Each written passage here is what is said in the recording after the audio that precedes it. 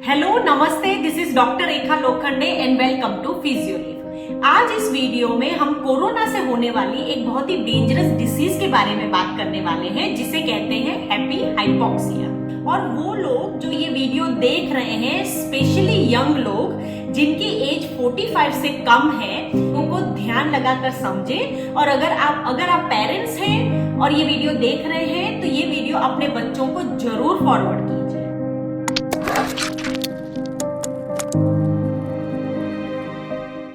चलिए पहले ये जान लेते हैं कि हैप्पी हाइपोक्सिया क्या होता है। हैप्पी हाइपोक्सिया के पेशेंट को पता ही नहीं होता है कि उसके शरीर में ऑक्सीजन का लेवल कम हो गया है और किसी भी समय उसकी डेथ हो सकती है।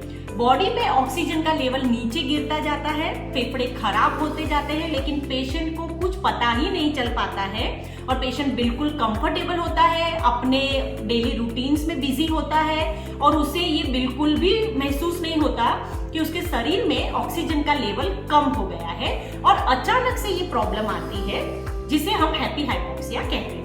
जब भी किसी इंसान में कोरोना का इन्फेक्शन होता है तो जैसे कि हमें बताया गया है कि दो तरह के सिम्टम्स पाए जाते हैं। एक सिम्टम्स होता है कि काफी हाई फीवर हो जाता है और दूसरा सिम्टम्स ये होता है कि सांस फूलने लगती है। जब बॉडी में ऑक्सीजन का लेवल कम हो जाता है तो उस स्टेट को हम कहते हैं हाइपोक्सिया। और ये स्टेट बॉडी की तब आती है जब आपके शरीर में ऑक्सीजन का लेवल 92 से कम हो जाता है। इंसान की सांस फूलने लगती है, इंसान पेल पड़ सकता है, नीला पड़ सकता है, काफी सारा स्वेटिंग होने लगता है, पाल्पिटेशन हो सकता है, ड्राउजीनेस फील हो सकती है, इंसान अनकॉन्शियस भी हो सकता है या फिर इंसान डिसओरिएंट भी हो सकता है। इंसान को समझ में ही नहीं आ रहा होता है, कंफ्यूजन चल रही होती है। तो ये सारे सिम्टम्स देखे जाते हैं तब शरीर में ऑक्सीजन का लेवल कम होता है जिसे हम हाइपोक्सिया कहते हैं। हैप्पी हाइपोक्सिया में कुछ भी हैप्पी नहीं है, ये कोई अच्छी चीज नहीं है, ये बहुत ही डेंजरस प्रॉब्लम है और ये प्रॉब्लम यूजुअली यंग लोगों को इफेक्ट करती है जिनकी एज 45 से कम है। यंग लोगों की बॉडी स्ट्रांग होती है, इम्यूनिटी हाई होता है। तो जब एक यंग बंदे में कोरोना से इन्फेक्शन होता है तो बॉडी में तो इन्फेक्शन आ गया है, लेकिन उस इन्फेक्शन के कोई भी सिम्टम्स दिखाई नहीं देते हैं, कोई भी साइंस नहीं दिखाई देते हैं। जैसे ओल्डर लोगों में कोरोना से इन्फेक्शन होता है तो उन्हें फीवर होता है, सांस लेने में दिक्कत होती है, लेकिन जब यंग लोगों में इन्फेक्शन होता है तो ना उन्हें फीवर होता है, ना उन्हें कोई सांस लेने में प्रॉब्लम होती है और वो इंसान आराम से अपने डेली रूटीन में व्यस्त होता है।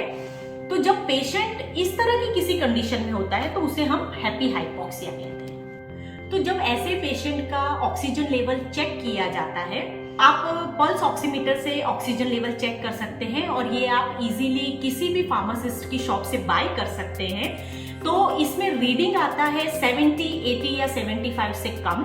इस तरह का जो पेशेंट होता है वैसे उसका लाइफस्टाइल बहुत ही सिंपल रहता है, कोई साइंस और सिम्टम्स नहीं दिखाई देते हैं, वे अपने डेली रूटीन्स के काम बहुत आराम से, बहुत कंफर्टेबली कर रहे होते हैं, लेकिन उनके शरीर में चेक करने पे पता लगता है कि ऑक्सीजन का लेवल बहुत ही ज्यादा कम है। इस तरह के पेशेंट हाइपोक्सिक स्टेट में रहते हैं काफी दिनों तक और बिकॉज इतने दिनों से हाइपोक्सिक स्टेट में रहने की वजह से अचानक से एक दिन बीमार हो जाते हैं, उनकी तबीयत अचानक से खराब हो जाती है और चेकिंग करवाने पे पता लगता है कि अब तक का इनका जो स्टेट था वो हैप्पी हाइपोक्सिक का स्टेट था, जो कि बहुत ही डेंजरस कंडीशन। सीटी स्कैन करने पे पता चलता है कि फेफड़ों पे पैचेस ही पैचेस हो गए हैं और अब पेशेंट को वेंटिलेटर पे रखा जाता है, लेकिन वेंटिलेटर पे सर्वाइवल चांस बहुत ही कम हो जाता है। अगर ये कंडीशन किसी 45 प्लस बंदे में है तो उनका ऑक्सीजन लेवल 92 से कम होगा और उनकी तुरंत सांस फूलने लगती है। लेकिन क्योंकि यंग लोगों में बॉडी स्ट्रांग होती है, उनका इम्यूनिटी हाई होता है, इसलिए ऑक्सीजन का लेवल जब कम होता जाता है फिर भी उन्हें पता नहीं चलता है। इसलिए यंग लोगों को भी ये बहुत जरूरी है कि वे अपना ऑक्सीजन का लेवल चेक करते रहें, अपने ऑक्सीजन के लेवल को मॉनिटर करते रहें। एटलीस्ट दिन में एक बार ऑक्सीजन लेवल का रीडिंग लेना बहुत जरूरी है और ये काफी इजी है। आप इजीली पल्स ऑक्सीमीटर बाय कर सकते हैं और अपने इंडेक्स फिंगर पल्स ऑक्सीमीटर में रख के चेक कर सकते हैं कि आपका उस दिन का, उस स्टेट का आपके शरीर में ऑक्सीजन का लेवल कितना है।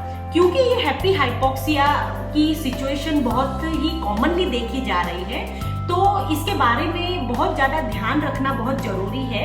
अगर आपको या आपके फैमिली मेंबर्स को इस तरह की कोई भी कंडीशन है तो आप इसे तुरंत घर पर ही चेक कर सकते हैं और पता लगा सकते हैं कि उनके शरीर में ऑक्सीजन का लेवल कितना है।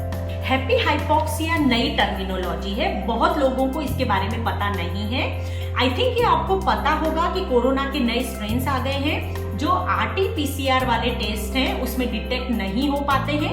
तो RT-PCR का नेगेटिव होने का ये मतलब नहीं है कि आपको कोरोना से इन्फेक्शन नहीं है, आप दूसरे स्ट्रेन से भी इन्फेक्ट हो सकते हैं जिसमें RT-PCR नेगेटिव आता है। बुखार होना, सांस फूलना या बॉडी पेन होना, इसके अलावा भी आजकल नए सिम्टम्स आ गए हैं कोरोना के, जैसे बॉडी में रैशेस होना, लाल धब्बे हो जाना, जोड़ों में दर्द होना, डायरिया होना या पेट दर्द होना या आंखें लाल हो जाना, जिसे हम कंजक्टिवाइटिस भी कहते हैं। तो आपको अपना और अपने फैमिली मेंबर्स का बहुत ज्यादा ध्यान रखना है। अगर इस तरह की किसी भी कंडीशन से आप गुजर रहे हैं तो आप प्लीज अपना तुरंत चेकअप करवाइए। इसके अलावा अगर आपको कोई भी कंफ्यूजन है या कोई भी सवाल पूछना है तो आप मुझे ईमेल कर सकते हैं। मैं पूरी कोशिश करूंगी कि आपको जल्द से जल्द उसका जवाब दूं।